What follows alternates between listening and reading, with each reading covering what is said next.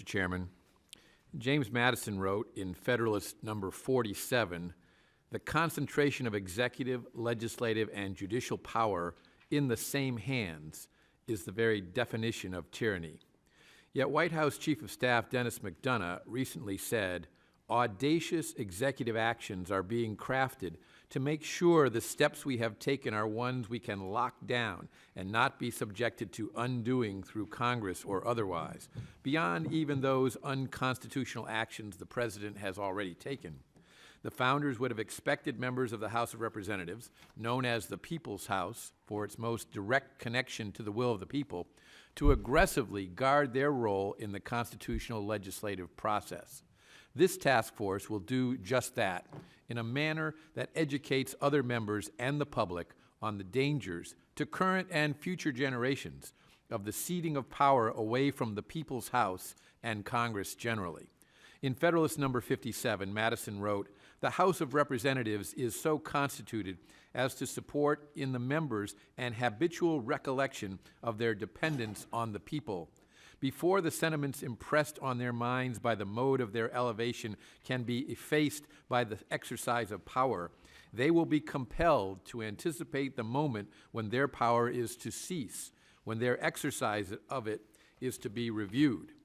Keeping legislative power, and in particular budgeting power, close to the will of the people was considered so important that the Constitution specifically provides that the House of Representatives has the exclusive authority to originate revenue bills. Indeed, regarding budget matters, when the first Congress in 1789 considered the law creating the Treasury Department in the executive branch, the bill, as originally introduced, authorized the Secretary of the Treasury to devise and report plans for the improvement and management of the revenue. But it was feared that even giving the Secretary of the Treasury the modest power to report plans implied too much authority for the executive branch. And so the bill was amended to authorize the Secretary only to prepare plans regarding the management of revenue.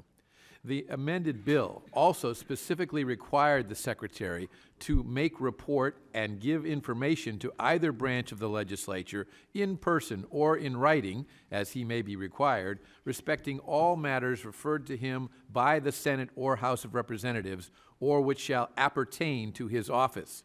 It thereby allowed Congress to request financial information directly from the Treasury Secretary, bypassing the President, and made clear that Congress and not the President was the ultimate authority on budget issues. But today, as our witnesses will elaborate, Congress exercises far less control over budget matters than was originally intended. Whereas early Congresses specified exactly how much money would be spent for how long, to build a lighthouse or a post road, for example, many federal programs today, enacted by Congresses decades ago, are administered by the executive branch and funded on an autopilot basis, their allocations increasing automatically by statute without the need for any periodic review by Congress. The threat posed by the ceding of legislative power by Congress to this generation and future generations can often seem abstract in the midst of intense policy debates in an historically hyper-partisan environment. As law professor David Bernstein has written, the authors of the Constitution expected that Congress as a whole would be motivated to preserve its authority against presidential encroachment. The founders, however, did not anticipate the development of our two-party system.